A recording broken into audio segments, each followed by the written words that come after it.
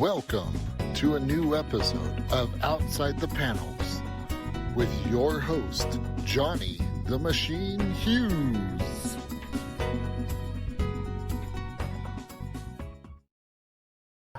Welcome everyone to an episode of Outside the Panels. I'm your host, Johnny the Machine Hughes. Now, some of you might not realise, but there's a bit of a trend going on in the UK comic book scene at the moment. There seems to be an insurrection of sorts against the mighty powers of Kingsway in 2000 AD. Who am I talking about? Well, I'm glad you asked that question. I'm talking about ASAP or ASAP Imagination, who have a new Kickstarter rolling just around the corner. And I am happy to bring onto this show the artist of such a beast. It is the lovely Amii. Amii, how's it going? Hello, it's all good. How are you doing? I'm very well, thank you. Very well. Had a chance to look through your book, your preview from the book this afternoon. What would you like to tell everyone about it? What's going on? And oh my God, how Celtic can it be? I know. Well, this is the thing. I'll tell you about the book first. So it's get that out. So it is a supernatural mystery action story. It is set in Ireland and it is based around 18-year-old Sean James, who, after the death of his brother, he's lost, he's angry, he doesn't kind of know where to go, he's a bit aimless, he's getting into a lot of trouble, and he is suddenly bestowed upon by the powers of a mythical demon king called Balor. And after that, he's thrust into a world where he finds out that mythical creatures are real. There's shady organisations looking to, we don't know yet. Are they looking to control them? Are they looking to contain them? Are they looking to use them? We don't know. We're not quite there yet. So it's issue 3 we're up to now. And that's what the Kickstarter will be funding. Excellent. So, but yeah, it's very, very Celtic. Peter Hart, the writer, he's Irish, and I'm Scottish, so we're just missing a couple other wee countries and communities before we can make up the whole bag. Indeed, a whole United Kingdom comic book. So what's it like trying to break into kind of like, I'm going to say UK, and I don't mean UK by itself, but when we talk about comics over here, it is pretty much 2000 AD or Marvel or DC reprints. What's it like being at the ground level trying to break into that kind of arena for yourselves? I'm sure Peter would have a different answer, but I would say scary, definitely. It's pretty intimidating, because I would say kind of over this side of the pond, we've definitely got a lot of untapped talent, in indie comics especially, and that's emerging more year in year. It's exciting, it's fun, but it's definitely scary, because you're like, you know, a few years ago, I wouldn't have known that this was a thing that you could do. You could just go out and make your own comic book. So to kind of be here and doing that, it's a bit of a shock to the system, especially when it's not something that you've been working towards for years. It's scary but fun. Mm-hmm. I would say, yeah. Cool. So, how did you get into comics? What was your way in? I got bullied into it off the writer. You must have liked comics beforehand to draw, right? Yeah. My first comic was when I was 13. Was Godspeed, the Kurt Cobain graphic novel, and and then from there it was things like, you know, classics like The Crow, a lot of Alan Moore, like V for Vendetta, Watchmen, and then from there kind of graduated onto like superhero stuff, and then moved on to like Image.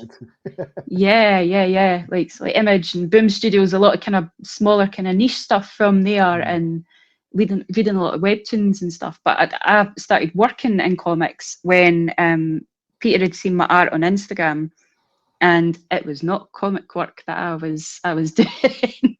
It was tasteful pinups. All right, okay. Are we saying suitable for work, or are we saying not suitable for work? but borderline. But I was, Depends where it you was work, I lockdown. suppose. Yeah. So I'd always drawn. I'd always drawn, and I kind of fell off it after I had my eldest son because kids, they kind of Oh, yeah, take up all of your time, and snap your pencils, wreck the paper, and things like that. yeah. And I picked it back up because my husband had bought me a digital tablet, and he was like, "You need something to do." We'd had like our second kid, and he was like, get back into art." So I did, and I was having a whale of a time during lockdown, just drawing silly things like donuts as sharks and superhero pinups and stuff like that. And Peter was like, "I like this. Could you do a comic?" And I was like, "No." No. And he was like, "Yeah, but if I gave you a script, I think you could do it." I was like, "No, I don't think so." But "Well, okay, I'll try it if you think so." And I agonized over that thing for like 6 weeks, like panel by panel. I was like, "Is this good enough? Wait, no, no, it's not. It's not right." And I went back, and he was like, "I don't care if it's finished or not. Just let me see it." And I showed him it, and I was like, "I'm really sorry if it's rubbish. I'm sorry. And he was like, "Yeah, no, we're going to make a comic. This is going to be amazing." I was like, "You think so?" He was like, "Yeah, let's go for it." And so we did. Just threw ourselves head first. Excellent. It's interesting because when you talk about your influences and the things you were reading before you became a professional, when you mentioned Alan Moore, you went V for Vendetta, then Watchmen. Not many people do it that way around. Yeah, well, I mean, I was a teenager when I read them, because again, where I am, it's quite a small town, and we didn't have comic book shops or anything like that to hand. The closest you had was Waterstones or whatever W.H. Smith had to offer, which wasn't very much. And I'd seen the film. That I was one of those. Normally, I'm a book purist, but I'd seen the film, and then it was like, "Oh, this is actually a comic." So I'd read that. In fact, I think as well with Watchmen, I hadn't actually read that for years until after I'd seen the film.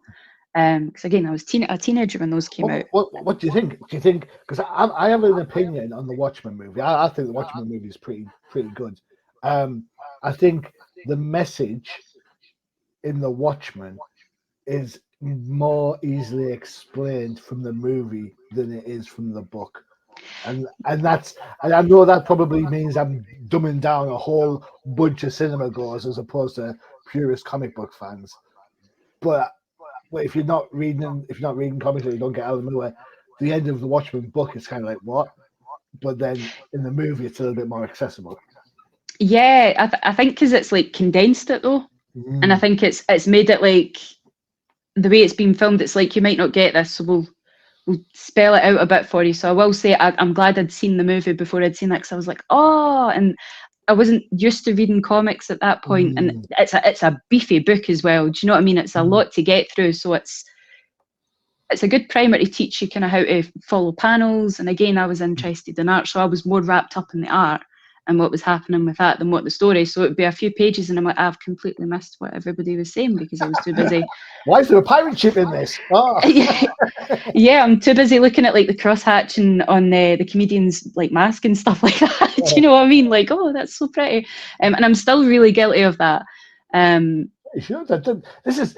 I have this conversation so many times with creators, and the way I boil it down is this: I used to play American football in this country, in the UK, and because you play something, I become entrenched in it. When I watch it on TV, I very rarely have the commentators on because I'm too busy watching, and I'm watching where the safety's going and what the linebacker's doing and who's been motion and all that sort of stuff, the technical stuff, rather than just enjoying the ball game, right? And for creators like yourself, I mean, I'm pretty much sure the same thing. You pick up a comic book and you start looking at it or reading it, and then before you know it, you're looking at the technical details, and like 13 panels of dialogue have just gone past, and you're like, I imagine that the technicality is as enjoyable and probably the easiest thing you see first over the story, because you kind of have to like pull yourself back a little bit. Yeah, I'm very, very guilty of that. It's like I tend to have, this is probably sacrilege, I tend to have a flick through first. And I'm like, oh my God, that panel's gorgeous, and oh, look at that. And then I'll go back, because then I can focus on what's being said, because I'm like, how did they do that? That's not sacrilege at all. I review comics for Comic Crusaders, which is where I know the guys from. Is it ASAP? I always get this wrong. Is it ASAP? ASAP? The ASAP, yeah. ASAP. What was I going to say? So I find it hard sometimes when I go and pick up my comic book order, I start flicking through, and it's hard for me sometimes to stop, like, just smell the roses instead of going, that left leg looks a bit dodgy. Yeah, Where's this story going to go? And yeah. Well, I get it. So the book is a mix of supernatural action, Celtic themes run through the book. What's the relationship from, I suppose, that Celtic point of view between Scotland and Ireland? Because you're Scottish, Peter's Irish. I'm an ignorant Britishman. I have no idea. So. We're here to teach you. That's all right. I think that was but I think that's why he'd originally wanted to do it, because I mean you'll know yourself that stereotypes of kind of us smaller countries are more easily seen than what like accurate depictions are coming from like the horse's mouth, so to speak. Tell me about it. Do you know what I mean? Every time I see an American comic book with a British bus and it's a double decker, I'm like, really? I haven't seen one of those in years. Well, this is it. Do you know what I mean? And I think the way he'd said it, he was tired of the only kind of Irish thing being to offer was Banshee and X-Men and stuff like that, or it was a drunk Irishman and a panel background and stuff. And he wanted to give something that was properly intrinsically Irish and put that out there. And I was like, God, am I allowed to like come on this? Because I'm from the other side of the water, man. Like, is this allowed? But I suppose because, it's two kind of Celtic countries, and I get it because I'm really interested in mythology as well. Like Peter is, he's drawn from like mythology that, it's Ireland's drenched in it. It's everywhere you look. It's around every single corner. And I mean, even doing research for like backgrounds of the panels and stuff like this, I ended up getting lost and looking through walks through like the Dublin Mountains and stuff like that, and all the stories that are behind every single landmark. And it's like that.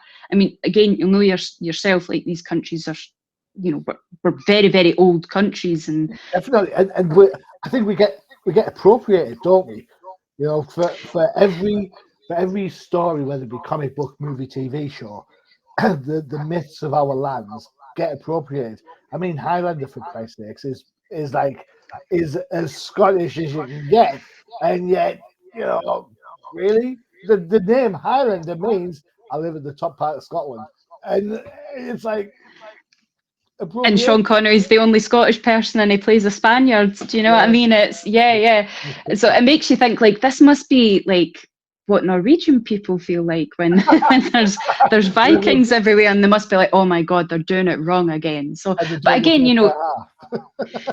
well, this is it. I think he just wanted to give like an authentic, like Irish viewpoint and what it's like to be in modern Ireland versus like the kind of splendor and magic and darkness of ancient Ireland. And again, because Scotland's quite kind of similar that way, but a lot of ours of myths have got crossovers, so for every Scottish one there's normally an Irish counterpart, and vice versa. It's funny because you mentioned how you don't want to be stereotypical, but the guy's called Sean James and he's Irish, for Christ's sakes. yeah he's quite hot-headed as well, and I think that draws a lot from like his personal experiences and stuff, because I was like, you really want to make him a redhead with a bad temper? He was like, yep, there's reasons. I'm like, right, okay then, okay, I see where you're coming from. But yeah, I think with Balor as well, like the only time I'd heard even the word Balor was like with the wrestling, with Finn Balor. And he was like, no, like he was like, look it up, it's the Demon King, blah, blah, blah, and read into it. And so used like a lot of those like influences, because again, it's like a lot of myths, and with Ireland, a lot of their myths are tied into each other.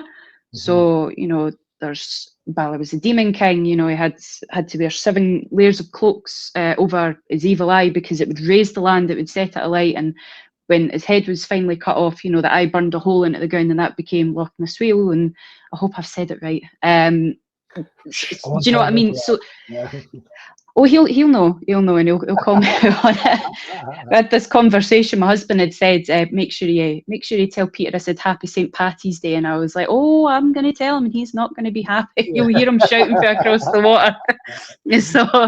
So Loch Ness Wheel, I'm sure that's how we say it. But it's, do you know what I mean? So all these myths are tied into the land, and I think he wanted to draw something like a bridge between them, and kind of tell a story with that, and it's going to go interesting places. It's exciting. I love the idea of the mythology of places. I love Mexico, and recently, well, I say recently, about 2 years ago now, I swam in the cenotes, which is kind of like an underwater lake. And the idea in Mexico for Mayans, if you're swimming underwater, underground, you're in the Valley of the Dead. So when you come out of it, you have to get sort of cleansed by a shaman, or spirits will attach themselves to you. And like, Oh, I'm wow. not saying I believed it, but that shaman was my best friend for 20 minutes. Do your thing, man. Do it. You've got to do. Yeah, I'll just stand here. Yeah. and the whole idea of how, there's a scientific explanation as to why cenotes exist, but the whole idea when it's based around the kind of above ground earth, below ground is death.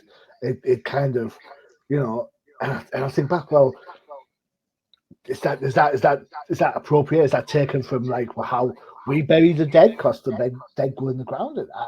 And then when you think about how interconnected some of these faiths and beliefs can be, it just makes you realize that we are just like one mash of people that have just kind of taken one story and kind of Chinese whispered it around the world as we've procreated around the place.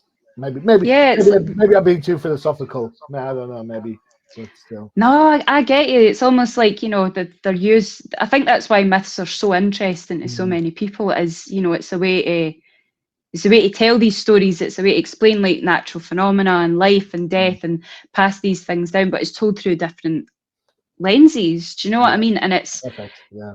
It's really, really cool, and that's something that we wanted to explore going forwards in more issues, because it's not just going to be in Ireland. It's going to be, and we've already hinted at that already, so it's not a spoiler. But listen, I can only work so fast, but Peter's got planned ahead like volumes. He knows exactly where this is going, and we've spoke about introducing some Greek gods in. There's some Bolivian gods. There's I think there was some Russian myths and stuff like that as well that he wanted to include. Sorry, my husband being a menace. Stop laughing. So it's going to like draw things from like all over the place. It's it's worldwide, and I think that's really, really cool how that they're all connected in a way, and with Balor as well, again being like a big bad and the triumph of good versus evil and stuff like that. I spoke to a guy a couple of pods ago who was writing a vampire book, but he'd gone around the country and looked at each version's vampire. So that what's a vampire look like in China? What's a vampire look like in Indonesia, and so on. And so the idea that even these separate kind of countries and borders have the same sort of fear of the dude with the pointy teeth and the big cape, or some variant of it. It just makes me smile at the similarities rather than the differences in people. And I think as well, it's just being naive. I don't know. No. That's part of what makes it really cool, because I could go on for hours about it. Like I did classical studies at the school and everything. I was that geeky about it. But it's really cool because it taps into fears that humans have, and like worries that people have, and it's people want the good guy to win at the end of the day. What happens if the bad guy wins? And I think it's storytelling. Yeah. Do you know what I mean? We've all, the way I've always liked to say it is we've all had like those myths around about the school, like everybody's had a toilet that had a green lady that haunted it, or you know, you can't go into that house because a witch lives there. Those kinds of things. And I think as well, because again, going back to like Celtic myths, because ours are so kind of like closely linked, and there's a really kind of dark subtext to them and stuff as well. I mean, like Halloween was invented over here. Do you know what I mean? It's, you know, guys in and, well, trick or treating they call it now, but like, you know, carving neeps and tumshies and stuff like that to like scare away evil spirits and you know, stuff like that, and how it like moves on. I mean, Scotland created golf, for Christ's sakes. That's all I'm saying. For that, that's a scary sport all by itself. Not because of the golf balls or the clubs or anything like that, because of the players. And the trousers. Right, we're going to take a quick break for one of our other shows. When we come back, Amy, we'll have a look at the book. We're not going to delve too far into the book because, you know what, I want people to back it and go for it. So we'll have a look at some of your fantastic art, and then we'll have a look at some Kickstarter links and so on from there. So, time for an advert. We'll go for short but sweet. Check it out. It's the Old Timers.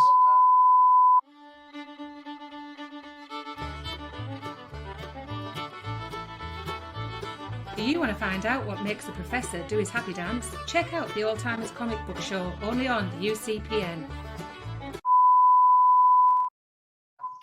There you have it, the Professor and his funky Old Timers dance. The episode is live now, and they're talking about Valiant Comics and have a special guest star in the guise of Joe St. Pierre. So there you go.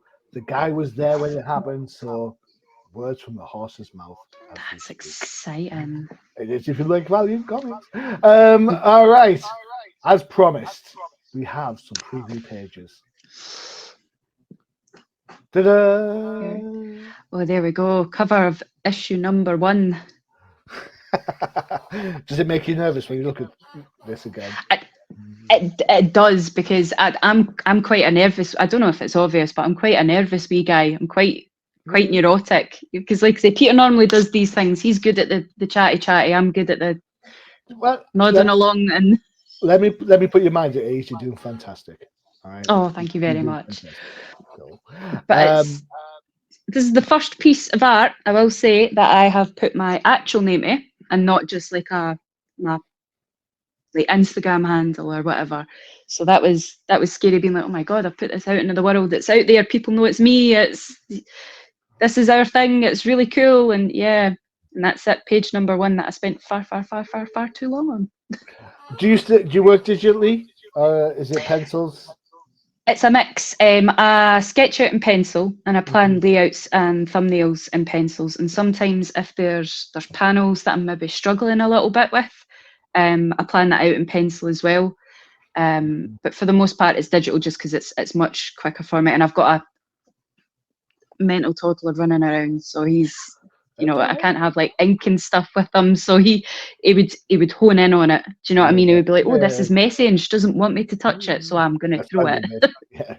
So digital colors must be a massive benefit. You provide art and colors. Do you find that there's enough scope for digital definition of colors? Definitely, but I think that's a double-edged sword, because at least if you're using like markers, for example, markers and pencil, you are limited in what's there. You have the shades, what are there, and you can work them through that, and you make it work. Whereas with digital, it is quite literally, sorry, I'm just going to fix my pattern because it keeps falling over my eye. It is literally infinite, and it's for me anyway, it's very easy to agonize, like, oh, is that the right shade of green? And oh, you know, I've had this conversation today. Sometimes you go to a restaurant or for your lunch at work, for me, because I have a day job, and sometimes I just want a bog standard, thank you very much, that's what I want. I don't need a menu with 14 different things on. That's just going to confuse me, right? Yeah, that's it. Too much choice is paralyzing. Especially, like, again, like, I've seen it where I've had to say, Peter, is this okay? And he's like, step away. It's fine. Put it down. It's okay. We can work from that. And then I'll go back and I'll be like, oh, I wish I'd had a chance to change this. And he's like, no, because you would have worked on it forever and ever and ever. But that's kind of the way we work, which is probably not the probably not conventional, but he, I mean, for this, he wrote a firm, traditional comic book script, like page one, however many panels, whatever the script is, and this, that, and the next thing. And I would follow it, and then I would say, I hate to be a bother, but I might change this up. And he'd be like, okay, cool. And you're like, are you sure? And he's like, go for it. We'll see how it turns out. And 9 times out of 10, he'll be like, yeah, this is smashing. Let's use it. And this was one such thing. So I think it was meant to be 6 panels. And I'm like, yeah, but because it's Balor of the Evil Eye, what if we introduced The it eye as like imagery, yeah, the eye The imagery and rashes, stuff like that. Perfect. I love this page. One of my favorite pages in the whole book. I love it. It's class. It's one of my favorites as well. And I'm looking at it now and I'm like, oh, there is so much I would change about that. But I suppose that's what happens when you like grow as an artist and you change and you develop. And I doodle, and I'll show you some stuff after the pod so you can laugh at me. So I doodle quite frequently, and I'll sit and I'll whatever, and I think, oh, you know what, that looks great. I'm happy with that. And then a couple of days later, I'll be sat at the computer again, and I'll pick up my pad and I'll doodle again. And I'll think, why did I think this was great? This is wrong. This is wrong. This is, I just do it for fun, and I'm super self-critical. So I imagine for any artist who puts the work out there, you're kind of doing that Doctor Who thing. You're like, do I want to look? Do I want to? Because you've already admitted that you're quite a detailed person. So yeah, you kind of spot and that's just human nature. We never turn around and say, wow, that's a fantastic layout. You think, yeah, but what about that? And I think we give ourselves a bit of a pat on the back sometimes. Yeah. Well, our own worst enemy and all that, eh? But but yeah, like this whole comic was us trying to be like, okay, this is how the pros do it, so we should do it. And it was definitely a steep learning curve, this first one, because we were learning about distribution and hitting deadlines. And for both he and I had our kids were still quite young then. They were still like a year or just under. I think his wee girl was just under a year at that point. And so we were trying to work around that and full-time jobs and stuff. And it was definitely a steep learning curve. So it was like, okay, so what if by issue 2 we change it up a bit? He's like, I give you a looser script. I trust you with the art. Do what you've got to do. See where it takes us. And we found, all right, okay, we're finding our stride a wee bit. And it got to the point with this one, he's like, okay, so I know on page X, I would like this to happen. Page Y, I would like this to happen. He's like, here's the dialogue. Put it wherever you think it should go. And that, we check in regularly and stuff like that. Like, is this okay? Are you happy with this? How would you feel about adding that? Yeah, sure. And we found that we've kind of found our flow that way. I think you've hit the nail on the head there, Amy, for sure. It's the fact, you've got to work with what works for you, right? It's no good saying, oh, well, Jim Lee does it like this. Who cares what Jim Lee does? Jim Lee might do it that way, but he's always late on a book. So you know what I'm saying? There's got to be, you've got to work to your own strengths. I can say that because Jim Lee's never going to be on the show. But you are, Jim. We love you. I do. I love Hush. I think Hush is great. I think it's X-Men. What makes me laugh about the X-Men cartoon right now is not only are the mine and Chris Claremont strip stories from the 80s themselves, they've still got Jim Lee's 90s bloody costumes on them. So it's like, what's that all about? Like I'm loving it. I haven't seen tonight's episode. I haven't seen episode 5 yet. But I thought the Madeline Pryor one was particularly good. Okay, I won't spoil it, but if you like that one, you're gonna scream at this episode because it's yeah. I watched it this morning with my kids, and I was like, because I was like, I watched those cartoons growing up. I was obsessed with them, and I was like, do you want to watch X-Men with Mum? And he goes, yeah. And I'm like, what do you think? And he's like, why is there so much kissing? And I'm like, oh pal, oh dear, just wait till you have no idea. Yeah. Right. That's the end of the pod. See you there. Bye. I'm gonna watch X-Men now. Yeah. But yeah, it's great. It's really, really great, and I think it's again, it's excellent storytelling. It's just another form. It's another example of things evolving, and that was it was definitely one of my introductions into like superheroes and stuff like that. It was X-Men, but it was the colours and stuff. which is why I was kind of wanting to bring it up, because a lot of this is kind of inspired by some of the kind of more trippy scenes from like those cartoons in the 90s and stuff, you know, like Spider-Man, for example. Spider-Man is a huge influence for Peter. I know that, but there would be yeah, he is. He's a, yeah, he loves it, definitely. But it was like, I think he was worried. He was like, I don't want this to seem like a Peter Parker ripoff. And I was like, cool, don't make it a Peter Parker ripoff then. Let's just make Sean his own thing. And I think, you know, now we're a couple of issues in, he's definitely found his feet, and he's found that kind of confidence to go, right, let's give them like the full-blown Balor, let's balls to the wallet, let's show it.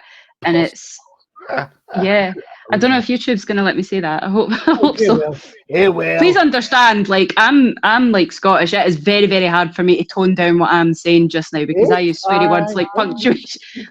So are you Northern? I am. Yeah, I was going to say, so it'll be hard for you as well. I have to watch, because I say daft things like why I and how and people look at me and go, what are you banging on? I get you. It's like, because we say A, you say why I, you say why I, we say A, so it's. Yeah, I get you. We were talking before the pod, and I've dated a Scottish lady, and she would never say Johnny, she'd say Jai. And for the first time she said that, I was like, who's G? What are you talking about? How did you get that? It was like, no, it's you, Jai. I'm like, all right, okay. Coverage, that's all I'm saying. Right, a couple of pages for us to have a look at. This one's the ASAP or the ASAP page.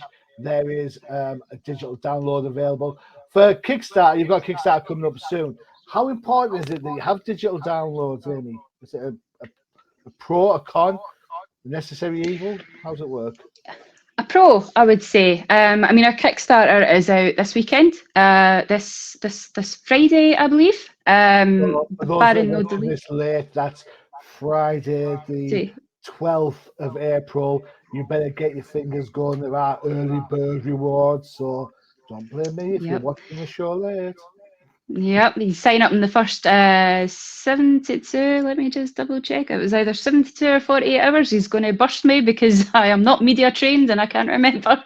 The first 48 hours, I believe, you get some perks. You get it a little bit cheaper. You get a bit more bang for your buck, kind of thing. But yeah, so it starts this weekend, and digital downloads for us, I felt like have been important, because it's important to learn how to kind of work with a publisher, even when you're indie, because collaboration is important. Mm-hmm. Do you know what I mean? And building those relationships and fostering them, and I think getting to talk to like other creators and see what's out there and stuff. And it is, and it might be a necessary evil, but it's good doing it through a company like ASAP. I feel like digital for me. I'm an old school comic book fan. I like having my comics in my hand, and I like turning the pages. That's who I am. That's never going to change. However, that said, I also write reviews for Comic Crusaders. Do you think DC is sending me books by the Great Lord? No, I have to go digital. And Kickstarters, well, I'm happy to chip in money for a Kickstarter if it interests me. What I do find is that I get stung on postage. I can pay like $5 for a comic based in the States, and then I pay $25 to get it sent over. Yeah, that's the only thing, isn't it? It's more accessible, Yeah, so it works both ways. If you're in the States or you're in Europe, Central Europe, and you decide you want to take a slice of Celtic life spiritually and supernaturally, then you know what? You can do that digitally, enjoy the book, and then, you know, when it gets trade paperback later on another Kickstarter, then you can maybe think about, you know what, getting it in the paper version. But, well, this is it. I know Peter prefers, he's the same, he's old school, he prefers having a physical comic book to hold. He prefers floppies, he prefers trades and stuff like that. He prefers having something that he can flick through. I'm a bit of both. While I like having something physical to refer to and look through, and I like going back through issues that I've liked before, I have zero object permanence. So see, as soon as that goes on a bookshelf, I'm not going to remember it's there until years and years later, and I go, oh yeah, I did get that, didn't I? Did I ever read that? I'm not sure. I'll read it again. Whereas if I've got it on my phone, I can read through it and then I'll go, oh, I wonder if they're running anything recently, because I've only got up to issue 3, and it prompts you to go and check out what the creators are doing and stuff. And so I think it's got its place, I feel like. It's a search engine mentality, isn't it? We're so used to like, oh, I wonder, and then hitting Google or Bing or whichever search engine is your preferred choice. Which is what happens, isn't it? So it's cool. We talked about the Kickstarter. There's the page. Check this out. It is in its notify me on launch tab at the moment, which is a great thing. Get yourself on there, click the link, record your information, and that you will be notified when it launches, so you can get all the perks that are due your way. How cool is that? Exciting. Is this your first Kickstarter you've been involved in, Amy? No, I've been there since day one. It's normally Peter that takes care of the marketing side of things, because again, he's gifted with like being able to talk to people and kind of sell the product, and because he's like a golden retriever of a human being, he's so excited about everything, and he's able to kind of sell it well, whereas I'm a bit like let's do it. Yeah, can talk about everybody else all day long. It's when I'm like, I don't know, I did all the thing. Yeah, that's me. All right. Let's get some stuff going on. So if you're interested in getting the book, you can go to asapimagination.com. The link is there. You can pause the video while you look it up. I don't mind. Just don't do it when I'm looking stupid. What do you mean I always look stupid? That's harsh to say. Oh, no, not at all. Right. For you social media hounds, Balor's there on Twitter and on Insta. Check it out. Yes, it's Twitter. No, I'm never going to call it X. Get used to it. Stop giving me grief. There's even a TikTok. Well, for now, until America bans the thing, there's a TikTok. Yeah. There you go. You can have a check on there. Yes, the link's a little bit long, but you know how it works. You go to TikTok, you type in Balor Comics, and it'll find it for you.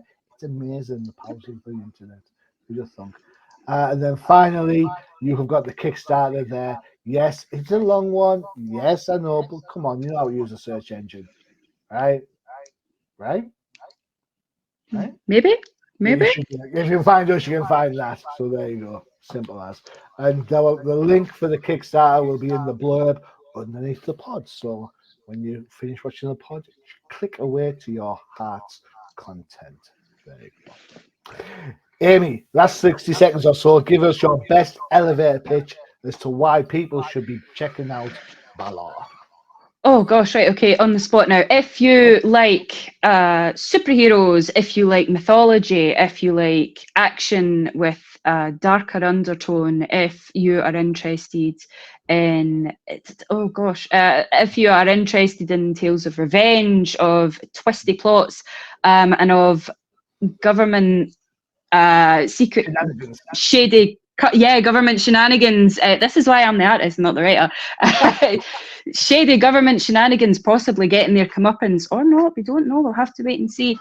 Then check Balor out. We would very, very, very much appreciate it.